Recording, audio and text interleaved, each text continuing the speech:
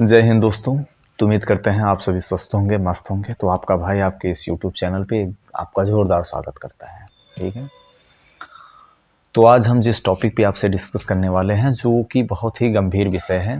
अगर आप यहाँ मजाक के मूड में आए हो, अगर मजाक के लिए ये वीडियो देख रहे हो, तो ये वीडियो आपके लिए नहीं है मेरे भाई। क्योंकि आपका टाइम फालतू में आप जाया करेंगे यहाँ, इससे बेहतर है आप इस वीडियो को छोड़ दीजिए और चले जाइए। क्योंकि इस वीडियो में कही गई बातें आपको सोचने के लिए मजबूर करेंगी और कहीं ना कहीं वो आपको सोचना पड़ेगा। आज नहीं सोचोगे तो कल सोचोगे, कल सोचोगे तो कहीं ना कहीं देर हो जाएगी। इसलिए इससे बेटर है कि वही लोग जुड़े इस प्लेटफॉर्म से, इस वीडियो से, जिनमें कुछ सोचने की, समझने की, कुछ बदलने की और कुछ करने की जज्बा है, जुनून है। ठीक है। तो बेसिकली आज हम डिस्कस करेंगे उन लाखों युवाओं का दर्द जो कि एक जॉब के लिए, एक नौकरी के लिए कहाँ से निकल के एक छोटे से गांव से अपने सपने को लेकर आए हैं और एक बड़े शहर में रह के तैयारी करके 10x10 के कमरे में अपना जो कीमती 1 साल, 2 साल, 3 साल गुजारे हुए हैं, उन छात्रों का, उन युवाओं का दर्द को हम आज अपने इस वीडियो के माध्यम से बयां करने वाले हैं। और उम्मीद करते हैं आप इसे समझेंगे। और अगर आप एक्सपीरियंट हैं, अगर आप एक प्रतियोगी परीक्षाओं के छात्र हैं, तो आप इस दर्द को समझेंगे और जानेंगे भी। ठीक है। तो आज का जो हमारा टॉपिक है वो ये है मेरे भाई कि किसी भी कंपटीशन एग्ज़ाम में जो हो रहा है वो एक ट्रेंड बन गया है कि भाई पेपर लीक का एक ट्रेंड बन चुका है। एग्ज़ाम होगा नहीं, पेपर लीक की खबर वायरल हो जाएगी। और इसके लिए तमाम जो छात्र हैं, जो नौजवान हैं, जो तैयारी कर रहे हैं, जो कई सारे मतलब सालों से लगे हुए हैं, उनके साथ कहीं ना कहीं अन्याय हो रहा है। एक बहुत बड़ा स्कैम चल रहा है मेरे भाई। क्योंकि वो बेचारे मेहनत करके एक लिमिट तक, जैसे 100 नंबर में से आपको मेहनत करके, एक बहुत एक्स्ट्रा ऑर्डिनरी मेहनत करने के बाद आप 90 तक पहुंच पाओगे। क्योंकि भाई एक इंसान है, वो पूरा कवर नहीं कर सकता ना। और इस जो ये एग्ज़ाम है, इनका जो नेचर है, स्पेशली जीएस का, उसमें तो फुल मार्क्स पाने की उम्मीद जो है वो बहुत ही कम लोगों से की जा सकती है, जो कि बहुत एक्सेप्शनल लोग होंगे, उन्हीं से की जा सकती है। ऐसे में क्या होता है, बंदा पूरी फुल मेहनत करता है अपनी, और वो तो उसकी एक सीमा है जो कि 90 तक ही जाती है। बट बैक डोर से एंट्री करा दी जाती है और कट ऑफ इतना बढ़ा दिया जाता है कि कट ऑफ 97-98 पहुँच जाता है, जिसकी वजह से वो जो तैयारी करने वाला, जो अपने मतलब कोचिंग का, अपने मोहल्ले का, अपने उस सर्किल का सबसे मेधावी छात्र था, जिसे लोग मानते थे कि भाई वो कहीं ना कहीं सेलेक्ट हो जाएगा, वो नहीं हो पाता है। उसकी वजह यही है। और जिसके कारण उसको बहुत मतलब अंदर से बहुत बुरा फील होता है, बहुत रिग्रेट फील होता है कि यार क्या कमी रह गई, ऐसा क्या हमने नहीं किया कि भाई जिसकी वजह से हमारा रिजल्ट रुक गया।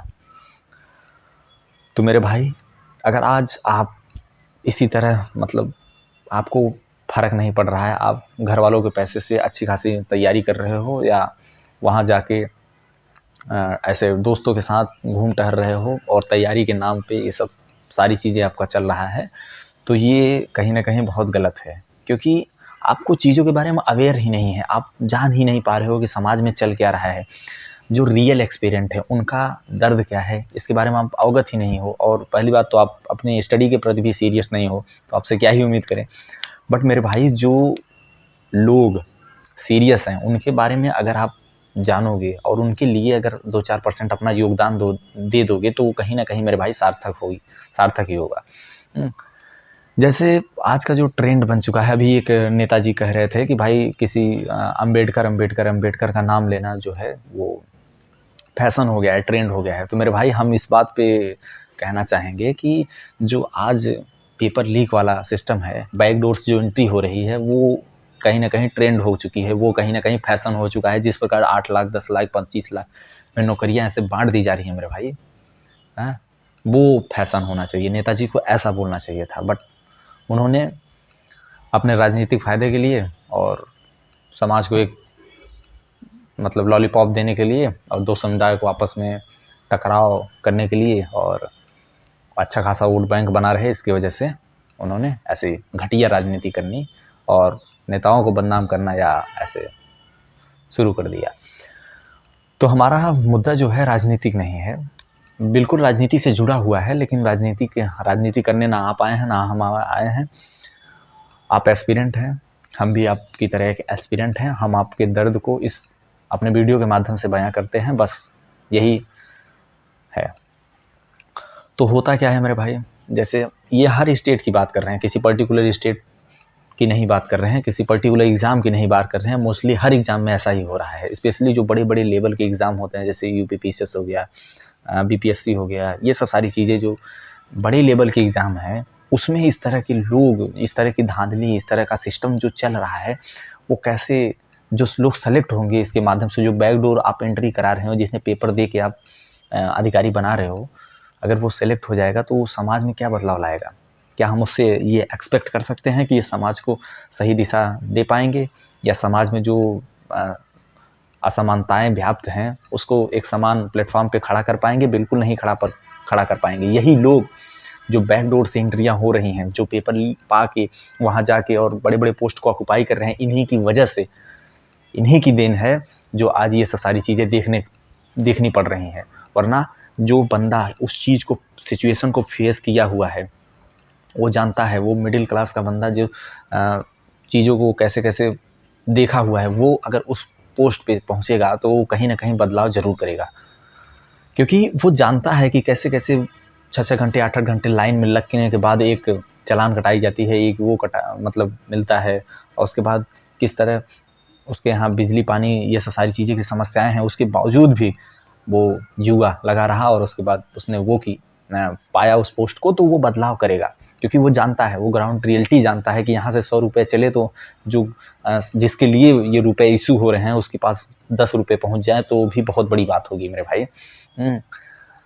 तो इसलिए हम चाहेंगे कि मेरे भाई जो लोग इस वीडियो को देखें, उनके अंदर एक कम से कम, अगर आप सहयोग नहीं कर पा रहे हो उन छात्रों का दर्द बढ़ाने में, मतलब वो करने में, बांटने में, तो आप कम से कम उनके बारे में तो ऐसी नेगेटिव विचारधारा मत फैलाइए कि अरे वहाँ इलाहाबाद रहा, वहाँ पटना रहा, वहाँ लखनऊ रहा, 5-6 साल तैयारी किया, क्या किया। ऐसे जो स्टेटमेंट ऐसे सुनने को मिलते हैं, ऐसे ताने सुनने को मिलते हैं। हम समाज से यही चाहेंगे कि भाई, पहली बात तो आप उस सिचुएशन को समझ नहीं रहे हो, क्योंकि आपने वो चीज़ फेस नहीं किया है, और दूसरी बात आप उस बंदे पे कमेंट कर रहे हो जो कि 6 घंटे 8 घंटे 10 घंटे मेहनत करके बैठ के एक जगह बैठ के कॉपी किताब लेके पढ़ा है, और जितना वो सब सारी चीज़ों को सेक्रीफाइस किया है, किसके लिए किया है मेरे भाई? आपकी समाज को बदलने के लिए है ना।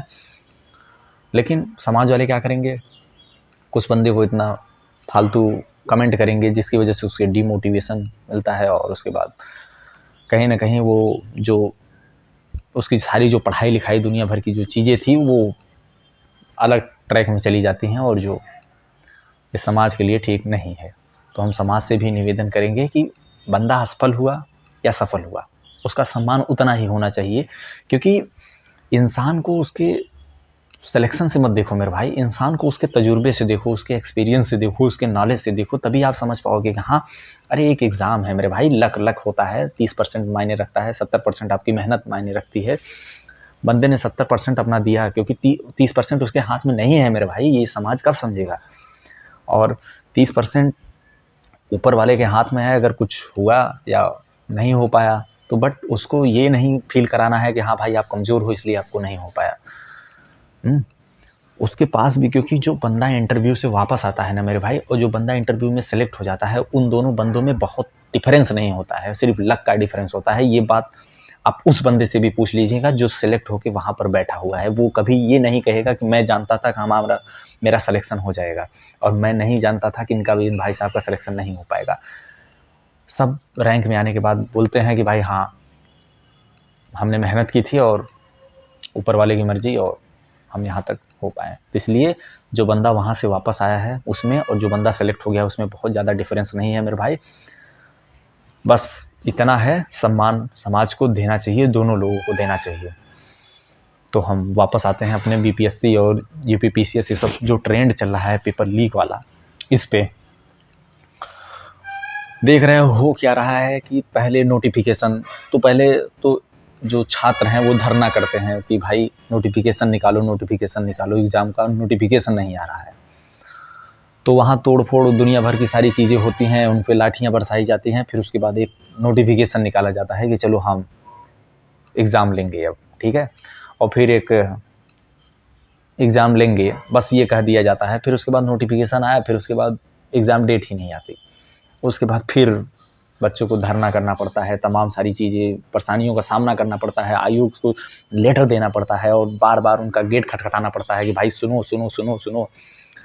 तो वो कहीं सुनते हैं, फिर उसके बाद जाके एग्ज़ाम डेट इश्यू करते हैं कि हाँ भैया इस तारीख को आपका एग्ज़ाम होगा। फिर उसके बाद होता क्या है भैया कि पता चला भैया एक आजकल अलग ही ट्रेंड चल गया है नॉर्मलाइजेशन का। वो नॉर्मलाइजेशन घुसा देते हैं कि भैया हम इतने हमारे छात्र हो गए हैं और हम एक दिन में परीक्षा कराने में असमर्थ हैं, इसलिए हम कई शिफ्ट में करेंगे ताकि नॉर्मलाइजेशन लागू हो और ताकि हम बैकडोर से और एंट्रियाँ करवा सकें। और लोगों को जो अपने सगे संबंधित और हित नात वाले हैं जो पैसा दे रहे हैं, 25 लाख रुपए लेके बैठे हैं और ऐसे मुंह पे मार के उनके जो छात्र 10-10 साल 5-5 साल तैयारी कर रहे हैं, बड़े-बड़े शहरों में जाके उनके मुंह पे ऐसे मार देते हैं और बोलते हैं भैया हम नौकरी लेके आएंगे, देखते हैं तुम क्या कर लोगे। तो वो जो दर्द होता है ना भाई, वो वही समझ सकता है जो वहाँ बैठा हुआ है। छोटे से 10 बाई 10 के कमरे में ये हिस्ट्री, पॉलिटी, ज्योग्राफी लेके मतलब तो नोटिफिकेशन आता है, फिर एग्ज़ाम डेट आती है, फिर नॉर्मलाइजेशन का प्रक्रिया होता है, उसके लिए धरना होता है। उसके लिए छात्र फिर धरना करते हैं कि भाई ये नॉर्मलाइजेशन प्रक्रिया हमें मंजूर नहीं है, इसे हटाया जाए। फिर उसके बाद तमाम तामझाम होने के बाद भी पता चला कि नॉर्मलाइजेशन हटता है, फिर फाइनल एग्ज़ाम डेट आती है, फिर उसके बाद एग्ज़ाम होता है, फिर सबसे बड़ा न्यूज़ निकल के आता है बड़े-बड़े हेडिंग्स में कि भाई साहब पेपर लीक हो गया। अब वो जो युवा, जो प्रतियोगी छात्र है, जिसने हर एग्ज़ाम के हर स्टेप पे धरना दिया, नोटिफिकेशन आने पे दिया, एग्ज़ाम डेट आने पे दिया, नॉर्मलाइजेशन हटवाने पे दिया, ये सब सारी चीज़ें करवाने पे दिया, क्या वो ये खबर सुन के कि भाई पेपर लीक हो गया, उसे बड़ी खुशी होगी? वो खुशी से लड्डू बांटेगा? आप समझ सकते हैं, अगर आप एक एक्सपीरियंट हैं तो आप इस दर्द को समझ सकते हैं कि कितना दर्द होता है जब बंदा अच्छा करके आता है, सब उसको टाइम मैनेजमेंट और ये सब सारी चीज़ें करने के बाद जब उसको एहसास होता है कि नहीं हमारा पेपर बढ़िया गया है, और उसके बाद जब ये न्यूज़ निकल के आती है मेरे भाई कि आपका पेपर लीक हो गया और कट ऑफ इतनी की जगह इतनी चली जाएगी, तो वो जो दर्द होता है, वो जो सपने आँखों के सामने जैसे टूटते हुए नज़र आते हैं ना भाई, वो बहुत ही भयावह मोमेंट होता है। और ये जो लोग हैं, जो सबसे पहले तो कभी ना कभी ये सब भी एस्पिरेंट रहे होंगे जो वहाँ बैठे हुए हैं बड़े-बड़े जगहों पे, तो उनसे भी हम कहना चाहेंगे कि भाई आप लोग भी उस स्टेज से गुजरे हुए हो। अगर आप में थोड़ी बहुत मानसिकता बची हुई है, मानवता बची हुई है, तो इन बच्चों का जो, छात्रों का जो दर्द है, जो जायज़ उनकी समस्याएँ हों, उसको सुना जाए। और उनके लिए इतनी बेरहमी से, मतलब अभी देख रहे थे हम कुछ दिनों पहले भाई, एक वीडियो वायरल हुआ, एक डीएम साहब ने एक बच्चे को, मतलब एक एक्सपीरियंट को, जो कि एक जिम्मेदार नागरिक दोनों लोग हैं, उनको ऐसे थप्पड़ मार दिए। ये भाई कहाँ लिखा है, किस कानून में लिखा है, आर्टिकल किस आर्टिकल में आपने पढ़ लिया मेरे भाई? हालांकि आप डीएम हो गए हैं, आपके पास पावर है, सारी चीज़ें हैं, शान है, रुतबा है, लेकिन ये कहाँ किस आर्टिकल में लिख दिया, कॉन्स्टिट्यूशन के किस आर्टिकल ने ये आपको ये पावर दे दी भैया कि आप किसी को ऐसे रोड पे उसको थप्पड़ मार दोगे? अरे उसके लिए धाराएं हैं, न्यायपालिका है, आप उसको उसके खिलाफ एक्शन लीजिए, वो सब सारी चीज़ें करेंगे। आप ऐसे भरे समाज में किसी को थप्पड़ मार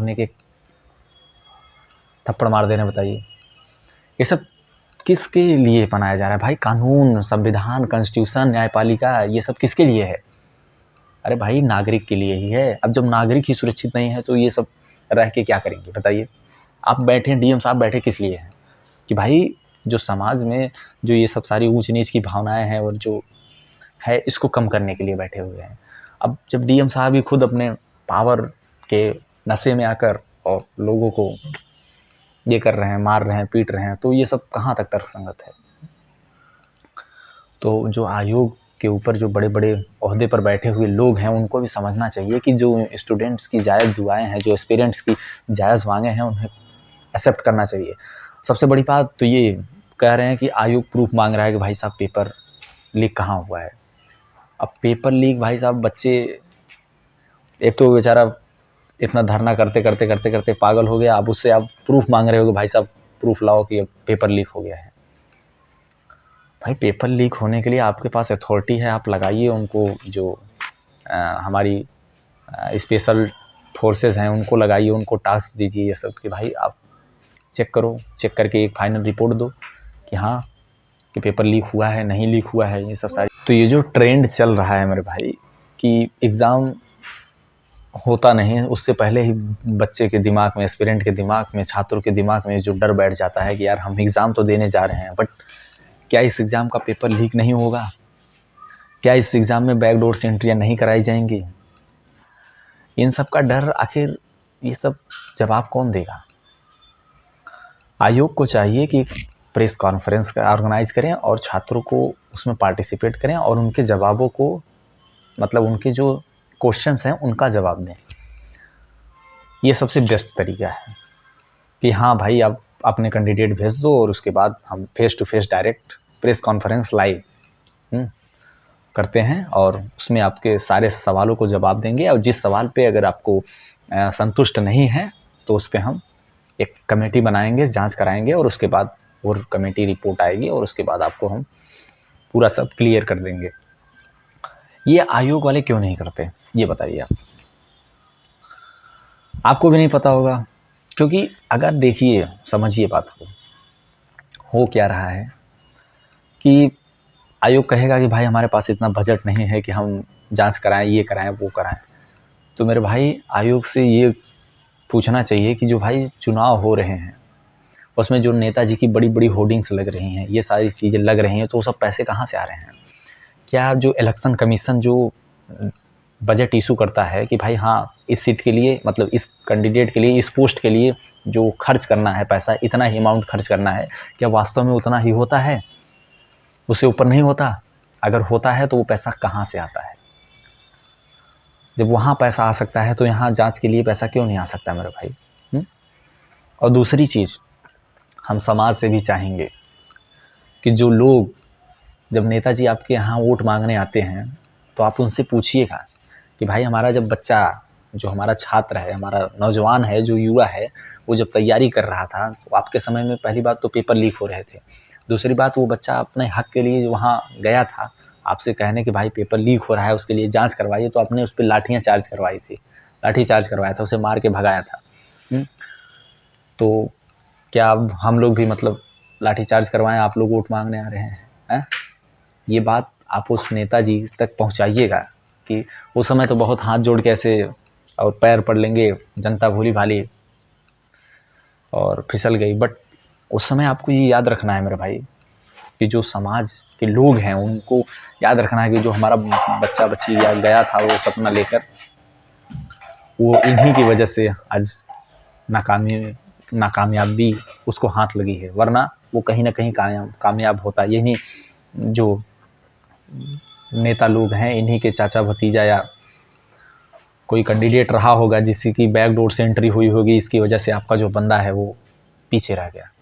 ये चीज़ आप समाज वाले तभी जब समझेंगे तभी जाके कुछ बदलाव होगा।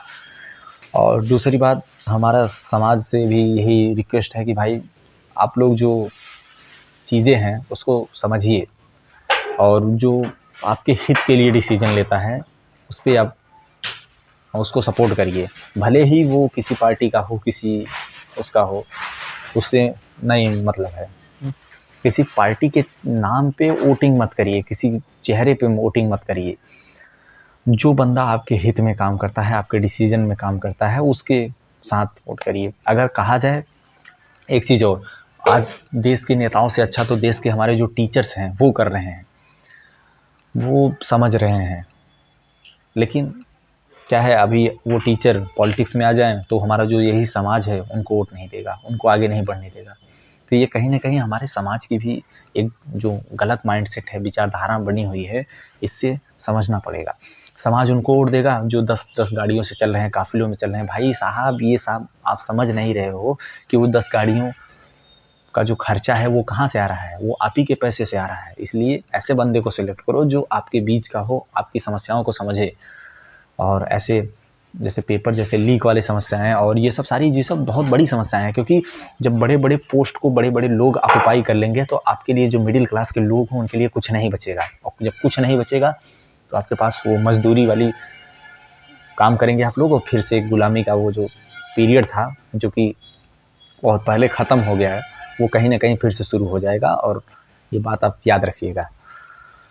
और भ्रष्टाचार की एक सीमा होती है, अगर वो सीमा पार हो रही है तो उसके लिए आवाज़ उठाना सीखे। ये नहीं कि अरे शर्मा जी का लौंडा है, वो वहाँ अनशन कर रहा है तो हमारा लड़का क्यों नहीं जाएगा, हम क्यों बोले भाई उनका लड़का है, वो बोले भाई इसी वजह से हमारा देश गुलाम बना था।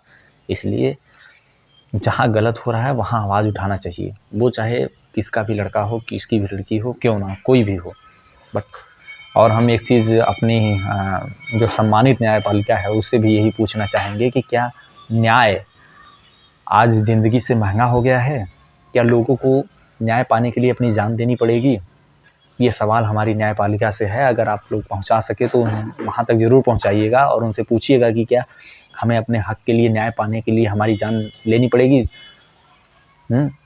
और भारत की ये जो मीडिया सिस्टम है इससे भी हमारा सवाल है कि भाई आपके अंदर का जो वो 4th पिलर कहा जाता है, आपको चौथा स्तंभ कहा जाता है, आपको कुछ तो उसकी मान मर्यादा गरिमा रखिए और डायरेक्ट क्वेश्चन कीजिए लोगों से कि भाई हाँ इसका जवाब कौन देगा। आखिर पेपर लीक हो रहा है इतनी भारी संख्या में, अगर छात्र जुटे हैं तो भाई वास्तव में कुछ रियलिटी होगी ना।